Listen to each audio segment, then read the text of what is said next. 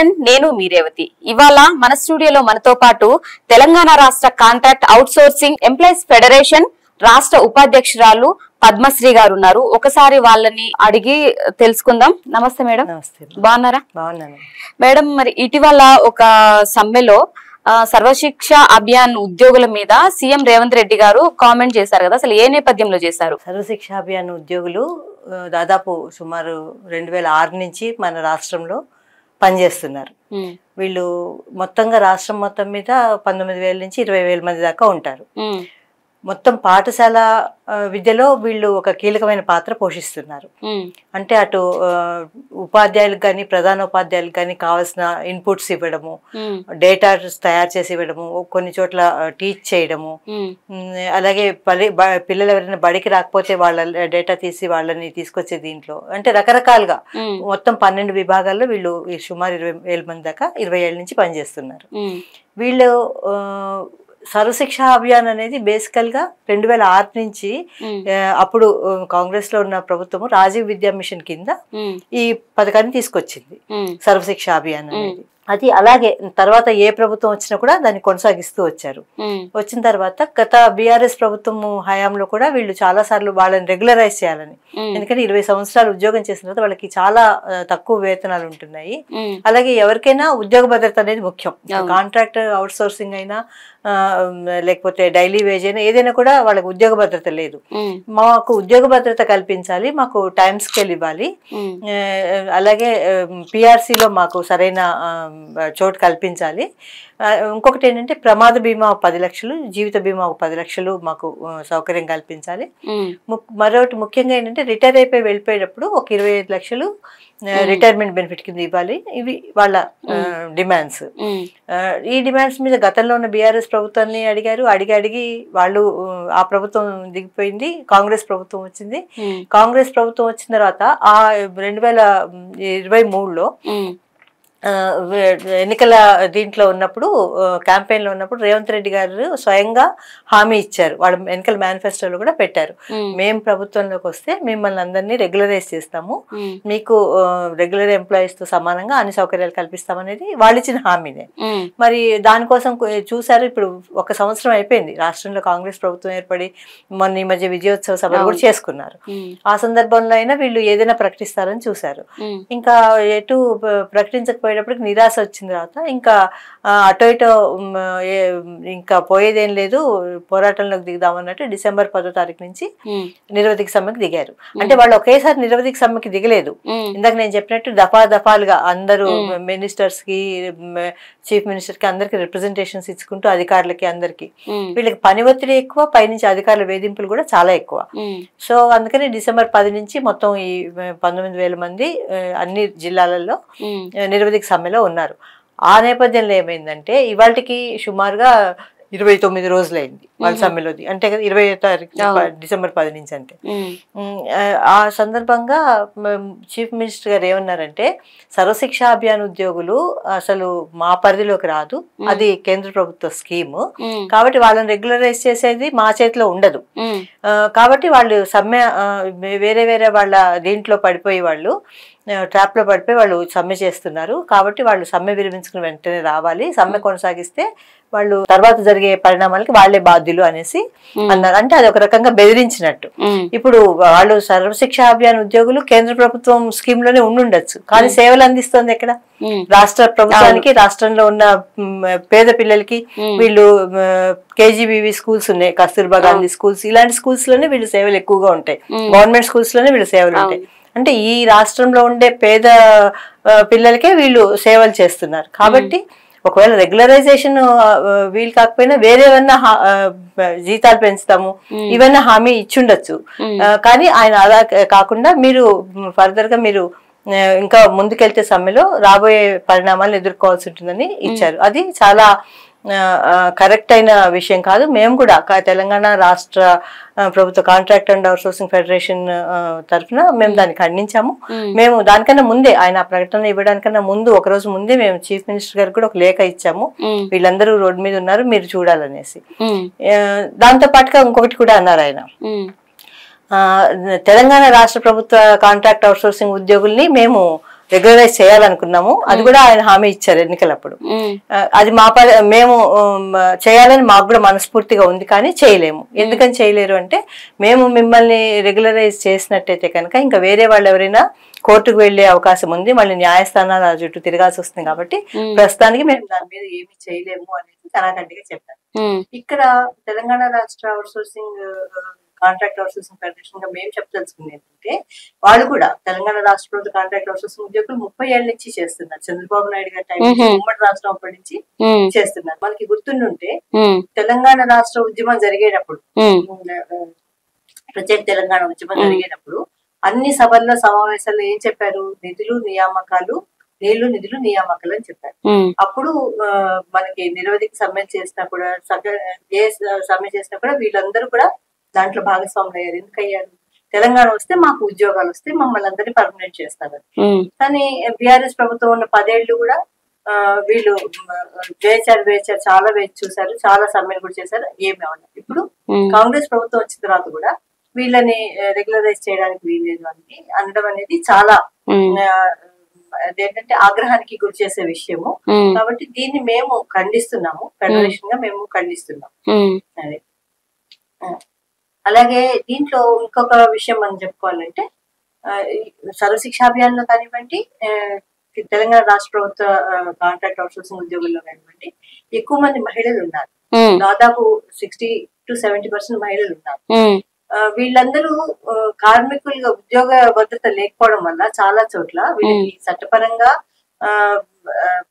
3 నెలలు 6 నెలలు మెటర్నిటీ ప్రసూతి సెలవు వీళ్ళకి చట్టపరంగా రావాలి. కానీ వీళ్ళకి చాలా చోట్ల అది కూడా మనం కొట్లాడిన తర్వాత 3 months శాలరీడ్ లీవ్ కొన్ని చోట్ల ఇస్తున్నారు, కొన్ని చోట్ల ఇవ్వట్లేదు, చాలా చోట్ల ఇవ్వట్లేదు.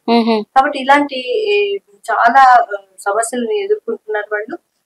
కుటుంబాలని పోషించుకోలేకపోతున్నారు, చాలా తక్కువ వేతనాలకు పనిచేస్తున్నారు, పని భారం చాలా ఉంటుంది. కొంతమంది పెద్దవాళ్ళు అయిపోయి రిటైర్ అయిపోయినా కూడా ఖాళీ చేతులతో ఇంటికి వెళ్తున్నారు. ఒక 30 ఏళ్ళు, ఒక 40 ఏళ్ళు ఒక సంస్థకి సేవలు అందించారు. 30 ఏళ్ళు ఖాళీగా వెళ్ళిన తర్వాత బాధ్యతలు పెరుగుతాయి, ఆరోగ్య సమస్యలు వస్తాయి. వీళ్ళకి ఎటువంటి రిటైర్ అయిపోయినాక వీళ్ళకి అసలు ఎటువంటి సౌకర్యము లేదన్నమాట, ఖాళీ చేతులతో ఇంటికి వెళ్ళడానికి. కాబట్టి చాలా దుర్భరమైన పరిస్థితుల్లో వీళ్ళు ఈ రోజున ఉద్యోగాలు చేస్తున్నారు. పైనుంచి అధికారుల వేధింపులు ఉంటున్నాయి, పని భారం కూడా ఉంటుంది. అయితే మేడం, ఇప్పుడు సర్వశిక్ష అభియాన్ వర్కర్స్ లా అసలు వాళ్ళ సమస్యలు ఏంటి, అసలు వాళ్ళ డిమాండ్లు ఏంటి? అదే చెప్పాను కదా, జీవిత బీమా 10 లక్షలు, ప్రమాద బీమా. అసలు ముందు మమ్మల్ని పర్మనెంట్ చేయాలి, రెగ్యులరైజ్ చేయాలనేది వాళ్ళ ఫస్ట్ డిమాండ్. వేతనాలు పెంచాలనేది ఇంకొకటి. రిటైర్మెంట్ అప్పుడు 25 లక్షలు ప్రమాద బీమా ఇవ్వాలనేది, రిటైర్మెంట్ బెనిఫిట్ ఇవ్వాలని, ఇవి వాళ్ళ జెన్యూన్ డిమాండ్స్. అవును, గొంతమ్మ కోరికలు కూడా ఏమి కాదు, వాళ్ళు చేసిన పనికి వాళ్ళు అడుగుతున్నారు. ఆయన చాలా కష్టం ఉంటది కదా వాళ్ళు చేసేది. దాదాపు ఒక్కొక్కసారి 12 గంటలు కూడా పనిచేయాల్సిన పరిస్థితి వస్తుంది, రెస్పాన్సిబిలిటీ ఎక్కువ. అవునవును, దాదాపు సుమారుగా ప్రభుత్వ ఉద్యోగులతో సమానంగా పనిచేస్తున్నారు, ఎక్కువగా కూడా పనిచేస్తారు. అవునవును, వాళ్ళు అడిగే డిమాండ్స్ లలో తప్పులేదు. అవును. మరి ఇప్పుడు కాంట్రాక్ట్ ఉద్యోగుల గురించి కూడా చెప్తున్నారు కదా, మరి దానికి సీఎం రేవంత్ రెడ్డి గారు అదే చెప్పారు, వాళ్ళని కూడా రెగ్యులరైజ్ చేయడానికి లేదు, చేయాలన్నా. అంటే మీకు గుర్తుంటే గతంలో బీఆర్ఎస్ ప్రభుత్వం ఉన్నప్పుడు కూడా వీళ్ళందరూ సమ్మె చేసి మేము మన రెగ్యులరైజ్ చేయాలని అడిగారు. ఫస్ట్ 5 ఏళ్ళు ఏం మాట్లాడలేదు. కానీ రెండోసారి ఏం చేశారంటే, కొంతమంది నిరుద్యోగులకిను ఈ కాంట్రాక్ట్ అవుట్సోర్సింగ్ ఎంప్లాయీస్ కి మధ్యలో ఒక ఫ్రిక్షన్ తీసుకుని వచ్చారు అనమాట. అంటే వాళ్ళని రెగ్యులరైజ్ చేస్తే మేము ఒప్పుకోమని యూనివర్సిటీలో అక్కడ విద్యార్థులు వాళ్ళందరూ చేశారు, మాకు ఉద్యోగాలు కావాలి. దాని తర్వాత కొన్ని రెగ్యులర్ పోస్టులు వేశారు గవర్నమెంట్. ఆ ప్రభుత్వం వేస్తే ఈ ప్రభుత్వం కూడా కొద్దిగా వేసింది. కానీ మనమేం అడుగుతున్నాం అంటే, తెలంగాణ రాష్ట్ర ప్రభుత్వ కాంట్రాక్ట్ అవుట్సోర్సింగ్ ఫెడరేషన్ గా వీళ్ళకి చాలా సీనియారిటీ ఉంది, వయసు కూడా అయిపోతుంది, ప్లస్ సీనియారిటీ ఉంది, ఎక్స్పీరియన్స్ ఉంది.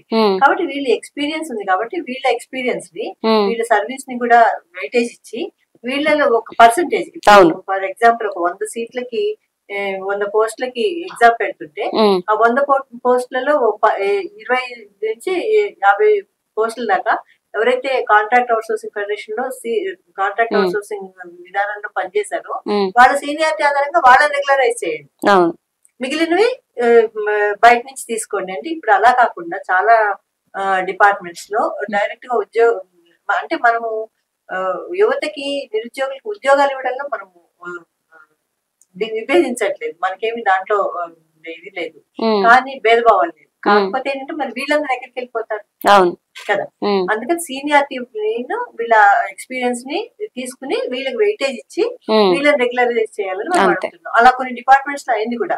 హెల్త్ డిపార్ట్మెంట్ లో కూడా వాళ్ళు కూడా స్కీమ్ వర్కర్స్ NHM దీంట్లో చేస్తున్నాం. దాంట్లో మన పోరాటాల వల్ల అక్కడ కొంతమందిని చేశారు, రెగ్యులరైజ్ చేశారు. అదే విధంగా వీళ్ళకి కూడా వెయిటేజ్ ఇవ్వాలనేది మనం అడుగుతున్నాం. అయితే మేడం ఇప్పుడు ఈ కాంట్రాక్ట్ బేసిక్ మీద చేసే వాళ్ళు ఇంకా ఏ విభాగాల్లో చేస్తున్నారు? వీళ్ళు కాంట్రాక్ట్ అవుట్ సోర్సింగ్ మొత్తము చూస్తే కనుక యూనివర్సిటీస్ లో పనిచేసే దాంట్లో ముఖ్యంగా ఎక్కువగా ఎడ్యుకేషన్ డిపార్ట్మెంట్, హెల్త్ డిపార్ట్మెంట్, ఈ రెండిట్లోనే ఎక్కువ కాంట్రాక్ట్ అవుట్ సోర్సింగ్ వాళ్ళు ఉన్నారు. స్కీమ్ వర్కర్స్ కూడా దాంట్లోనే ఉన్నారు. ఫర్ ఎగ్జాంపుల్ మనం చూస్తే మోడల్ స్కూల్స్ లో అక్కడ టీచింగ్ నాన్ టీచింగ్ ఇద్దరు ఉంటారు. దాంట్లో ANMలు, ఆయాలు, కేర్ టేకర్స్, కుక్, ఇట్లా లేకపోతే సెక్యూరిటీ గార్డ్స్ ఇట్లా ఉంటారు. వీళ్ళలో కూడా మహిళలు, సెక్యూరిటీ గార్డ్స్ మీద మిగిలిన వాళ్ళందరూ మహిళలు వస్తారు. వీళ్ళకి మరీ విచిత్రం ఏంటంటే 24 hours డ్యూటీస్. వీళ్ళు ఇక్కడే, అంటే ఇది గర్ల్స్ హాస్టల్స్ కాబట్టి వీళ్ళు వాళ్ళని కనిపెట్టుకుని ఇక్కడే ఉండాలి. కేర్ టేకర్స్, దాంట్లో కేర్ టేకర్స్ ఒక్కళ్ళకే 12,000 జీతం వస్తుంది. మిగిలిన అన్ని క్యాడర్స్ కి కూడా 6,000, 7,000. అది కూడా ఎప్పుడు కింద PRC కన్నా ముందు పెంచిన జీతాలు. వీళ్ళందరూ మహిళలే. ఇందులో ఎక్కువ మంది సింగిల్ పేరెంట్స్ కూడా ఉన్నారు, సింగిల్ విమెన్ ఉన్నారు. దానివల్ల ఏమవుతుంది, అసలు మనం ఎక్కడ వినం. ఇప్పుడు ఒక గవర్నమెంట్ డిపార్ట్మెంట్ లో 24 hours డ్యూటీ అనేది మనం ఎక్కడ వినం. ఇంకా చెప్పాలంటే ఎట్లా అంటే ఇప్పుడు హెల్త్ డిపార్ట్మెంట్ అనేది చాలా కీలకమైనది. దాంట్లో నైట్ డ్యూటీస్, షిఫ్ట్స్ ఉంటాయి. కాబట్టి అక్కడ అలా ఉన్న చోట్ల కూడా 3 షిఫ్ట్లలో 24 గంటలు ఎంప్లాయీస్ ఉండేటట్టు చూసుకుంటారు. కానీ ఇక్కడ ఇది ఏమి అత్యవసర విభాగం ఏమి కాదు. కాకపోతే పిల్లల కోసం కేర్ తీసుకున్నానికి అట్లాంటి చోట్ల 24 గంటలు సేవ చేయించుకుని వాళ్ళకి సెలవులు ఉండవు. వాళ్ళకి పండగ సెలవులు ఉండవు, ఆదివారం సెలవులు ఉండవు. ఎప్పుడన్నా నెలకి 1-2 ఇస్తారు. ఇంకా కుటుంబాలలో కూడా దీనివల్ల కలహాలు ఏర్పడే పరిస్థితి ఉంది. ఎక్కువ మంది సింగిల్ ఉంటారు, వాళ్ళకు కూడా పిల్లలు ఉంటారు కదా, వాళ్ళ పిల్లలు ఇంట్లో ఉంటారు. లేదు భార్యాభర్తలు ఉంటే కూడా వీళ్ళు 24 గంటలు డ్యూటీకే ఉంటే మీకు వచ్చే 6,000కి నువ్వు అక్కడ వెళ్ళి అక్కడ పడిగాపులు పడి ఉండడం ఏంటి అనేది కుటుంబంలో కలహాలు రావడానికి కూడా చాలా మధ్య మేము వెళ్ళి కలిసాము.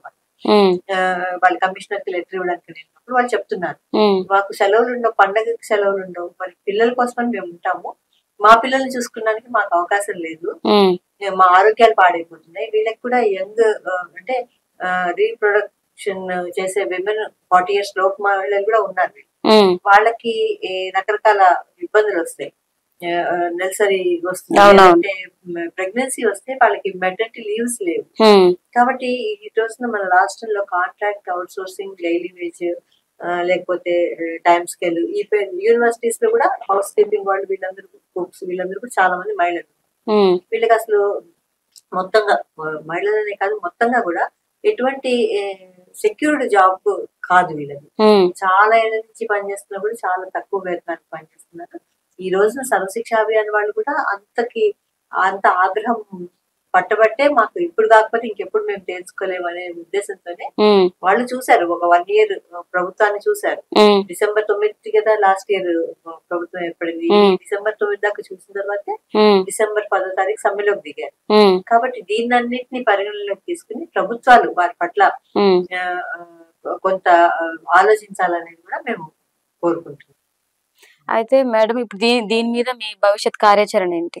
భవిష్యత్ కార్యాచరణ ఇప్పుడు February తర్వాత బడ్జెట్ సమావేశాలు ఉంటాయి. మేము కూడా ఈ లోపల ప్రజాప్రతినిధులు అంటే ప్రజాతంత్రయుతంగా డెమోక్రటిక్ గా ఎట్లా పోరాడాలో అట్లా పోరాటం చేస్తూనే ఉన్నాము. పక్క నుంచి రిప్రజెంటేషన్స్ ఇవ్వడం కానివ్వండి, ప్రజాప్రతినిధులు కలవడం కానివ్వండి, మంత్రులు కలవడం కానివ్వండి, ఇవన్నీ చేస్తూనే ఉన్నాం. ఇంత చేసినా కూడా ప్రభుత్వం ఆలోచించకపోతే, వాళ్ళ గురించి పట్టించుకోకపోతే, మరి పెద్ద సంఖ్యలో ఉన్నారు కాంట్రాక్ట్ అవుట్ సోర్సింగ్ ఉద్యోగులు కూడా 150,000 మంది ఉన్నారు. సర్వశిక్ష అభియాన్ వాళ్ళు 20,000 మంది ఉన్నారు, ఇంకా వేరే విభాగాలలో పనిచేసే యూనివర్సిటీస్ వాళ్ళు కూడా చాలా మంది ఉన్నారు. కాబట్టి దీన్ని చూసుకుని ఈ లోపల ప్రభుత్వాన్ని కూడా మేము ఒకసారి మళ్ళీ రిప్రజెంట్ చేయడానికి ఆలోచిస్తున్నాము. ముఖ్యమంత్రి గారి వ్యాఖ్యల మీద కూడా మేము కలవాలనుకుంటున్నాము. అప్పుడు కూడా బడ్జెట్ సమావేశాల దాకా చూసి, ముఖ్యంగా ఇప్పుడు పిఆర్సీ ఒకటి పెండింగ్ ఉంది చాలా రోజుల నుంచి. ఆ పిఆర్సీ లోనే రెండో పిఆర్సీ అవుతుంది, దాంట్లోనే వీళ్ళందరికీ కూడా వేతనాలు పెంచాలని అడుగుతుంది. కాబట్టి ఎంత తొందరగా వీలైతే అంత తొందరగా పిఆర్సీ తీసుకురావాలని, రాబోయే బడ్జెట్ లో అయినా వీళ్ళ వేతనాలకి సరైన కోటా పెట్టాలనేది కూడా మేము అడుగుతున్నాము. దానికోసం అవసరమైతే చలో హైదరాబాద్ కార్యక్రమం, లేకపోతే అన్ని జిల్లాలని కలుపుతూ ప్రచార జాతాలైనా కూడా చేయాలని కూడా మేము కార్యాచరణ అనుకుంటున్నాము. దాన్ని మేము రాబోయే మా సమావేశంలో కూర్చొని నిర్ణయం చేసుకుని ఫైనల్ గా బడ్జెట్ సమావేశంలో మా కార్యక్రమం. చూసారు కదా, ఇది ఇవాళ ఇంటర్వ్యూ. నెక్స్ట్ ఇంటర్వ్యూతో మళ్ళీ కలుద్దాం. నమస్తే.